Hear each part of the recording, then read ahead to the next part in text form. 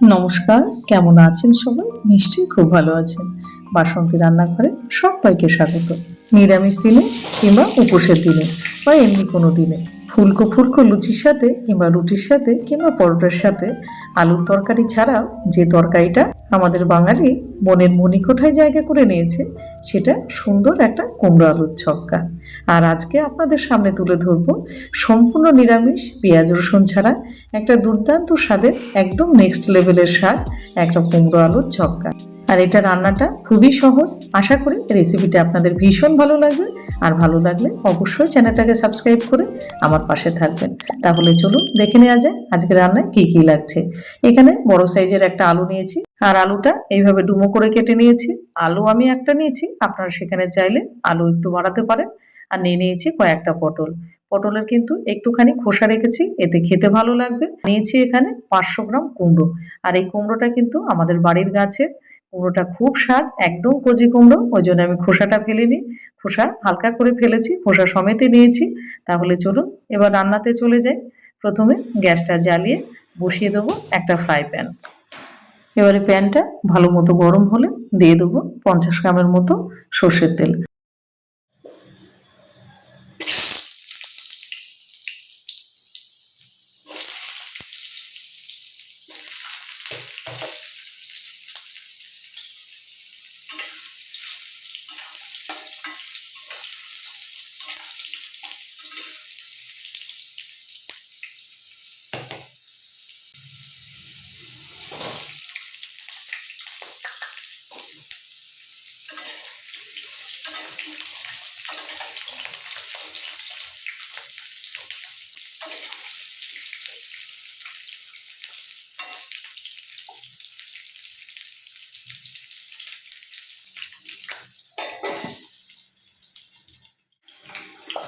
আলু পটলটা খুব ভালো করে ভাজা হয়ে গেছে, বেশ লাল লাল করে। এবার আলু পটলটাকে তুলে নেব। কুমড়ো ছক্কা আপনারা তো অনেকেই অনেকভাবে খেয়েছেন, তবে আমি 100 ভাগ গ্যারান্টি দিয়ে বলতে পারি আপনারা এইরকমভাবে কুমড়ো ছক্কা কোনো দিন খাননি। আর যদি খেয়ে থাকেন সেটা অবশ্যই কমেন্ট সেকশানে জানাবেন। এবার আলু পটলটা তুলে নেওয়ার পরে এবার দিয়ে দেবো কেটে রাখা কুমড়োগুলো। আমি আর আলাদা করে তেল কিন্তু দেবো না, এই তেলে গোটা রান্নাটা করব। এবার কুমড়োটা বেশ লাল লাল করে ভেজে নিতে হবে। আমার হাজব্যান্ড একটা কুমড়ো গাছ লাগিয়েছিল, তাই সেই কুমড়ো গাছে 3খানা কুমড়ো ধরেছে।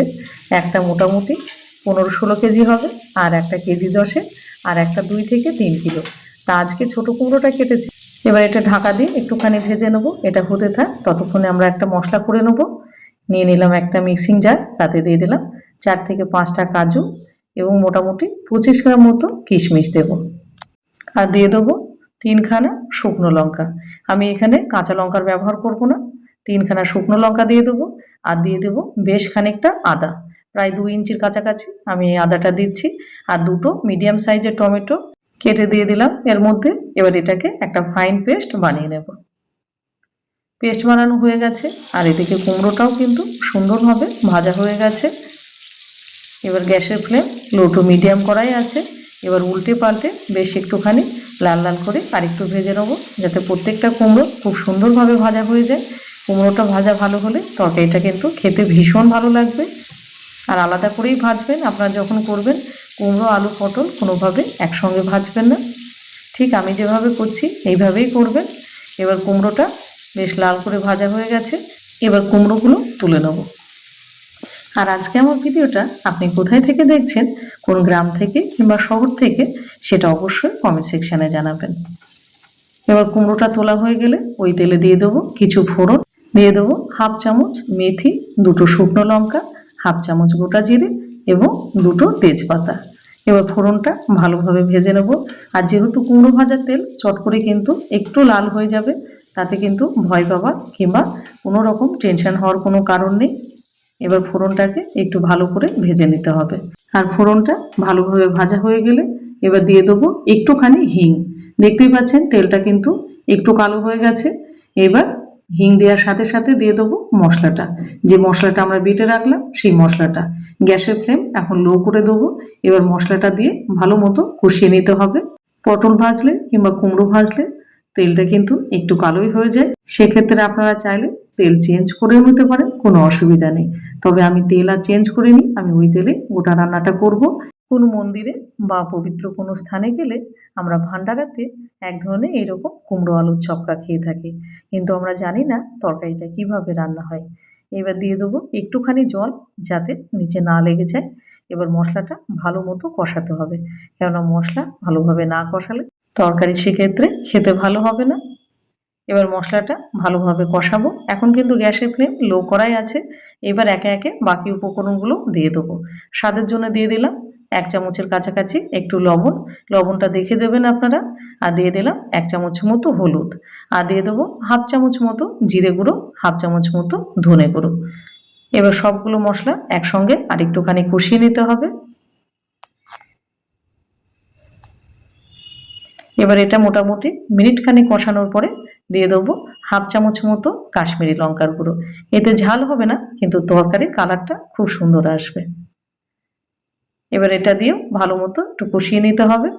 আর এই তরকারিটা লুচি, রুটি, পরোটার সাথে জাস্ট জমে ক্ষীর। তবে আমি বলবো এটা একবার লুচি দিয়ে খেয়ে দেখবেন। ট্রাস্ট মি, বাসন্তী রান্নাঘরের কথা সারা জীবন আপনাদের মনে থাকবে। এটা এতটাই সুস্বাদু হয়, এরকম নিরামিষ একটা কুমড়ো আলুর ছক্কা। এবার মশলাটা ভালোভাবে কষানো হয়ে গেছে। এবারে দিয়ে দেবো ভেজে রাখা আলু, কুমড়ো এবং পটলটা। আর গ্যাসের ফ্লেম কিন্তু লো করেই রাখতে হবে, কারণ এটা লো অবস্থায় আমরা ভালোভাবে কষিয়ে নেব। কারণ তরকারিটা বেশ খানিকটা কষাতে হবে। আর মশলা দিয়ে যত ভালো করে তরকারিটাকে কষাবে, ততটাই কিন্তু তরকারিটা খেতে ভালো লাগবে। আর আপনারা কারা কারা এরকম কুমড়ো আলুর ছক্কা খেতে ভালোবাসেন লুচি, রুটি, পরোটার সাথে, সেটা অবশ্যই জানাবেন। এবার আস্তে আস্তে কষাতে হবে, আর খানিকক্ষণ পর পর নেড়ে দিতে হবে, কোনোভাবে যেন নিচে না লেগে যায়। তরকারি নিচে লেগে গেলে কিন্তু তরকারির স্বাদটা খারাপ হয়ে যায়, সেদিকে অবশ্যই খেয়াল রাখতে হবে। এবার আস্তে আস্তে নাড়তে হবে, আর তাড়াতাড়ি যাতে একটুখানি সেদ্ধ হয়ে যায়, ওই জন্য একটু ঢাকা দিয়ে দেবো মোটামুটি মিনিট 5-এর জন্য।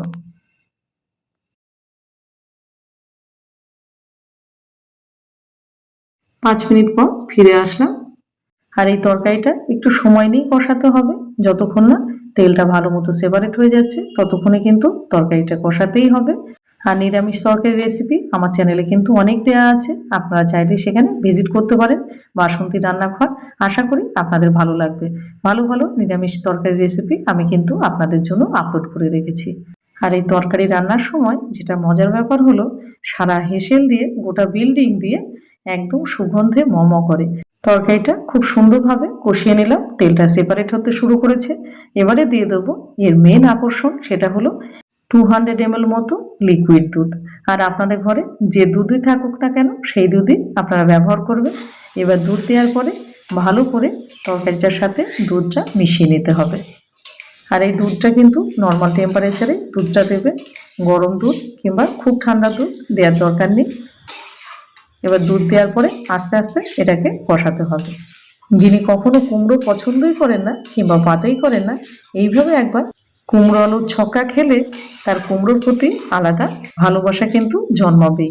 এটা এতটাই ভালো হয় খেতে। এবার একটুখানি ঢাকা দিয়ে দেবো, জাস্ট মিনিট 5। 5 মিনিট পর ফিরে আসলাম। তরকারিটা ফুটতে শুরু করেছে।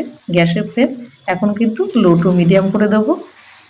এবার তরকারিটা হালকা হাতে একটুখানি নাড়াচাড়া দিয়ে নিতে হবে, আর দেখে নেব যে আলুগুলো সেদ্ধ হয়েছে নাকি। এটা মোটামুটি 5 মিনিট লো টু মিডিয়াম ফ্লেমের পরে আবার কিন্তু এটাকে লো করে দিতে হবে ফ্লেমটা, না হলে নিচে লেগে যাবে, যেহেতু ঝোল বেশি নেই। এবার একটু দেখে নেব আলুটা সেদ্ধ হয়েছে নাকি। আলুটা এখনও সেদ্ধ হয়নি, এখনও মোটামুটি মিনিট 5 মতো এটা সেদ্ধ হবে।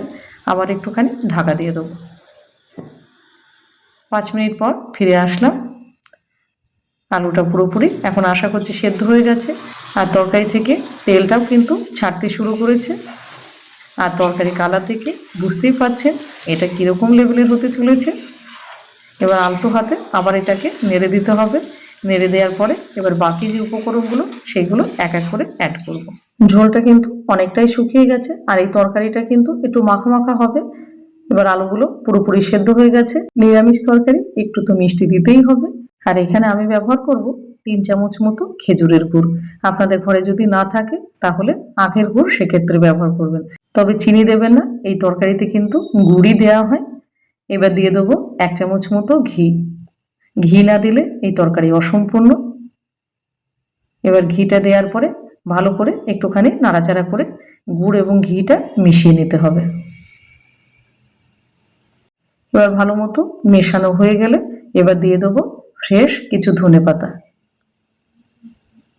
ধনেপাতা দিয়ে আর একটুখানি নাড়াচাড়া দিয়ে নিতে হবে। একটুখানি নাড়াচাড়া দেওয়ার পরে দিয়ে দেবো 1/2 চামচ মতো গরম মশলার গুঁড়ো। এবার গরম মশলাটাকে দিয়ে ভালোভাবে তরকারির সাথে মিশিয়ে নিতে হবে। আর এত সুন্দর গন্ধ বেরিয়েছে তরকারিটা দিয়ে, যখন রান্না করবেন তখন বুঝতে পারবেন। তরকারিটা আমাদের হয়ে গেছে। এখন কিন্তু গ্যাসের ফ্লেম অফ করে দিতে হবে। এবারে পরিবেশন করে দিন। আপনার যা দিয়ে মন চায় তাই দিয়ে আপনি পরিবেশন করতে পারেন, লুচি হোক, রুটি হোক কিংবা পরোটা হোক। আর নিরামিষের দিনে কিংবা অন্য কোনো দিনে কিংবা উপোসের দিনেও এইভাবে আপনি কুমড়ো আলুর ছক্কা একবার অবশ্যই ট্রাই করবেন। ভিডিওটা আশা করি আপনাদের ভীষণ ভালো লেগেছে।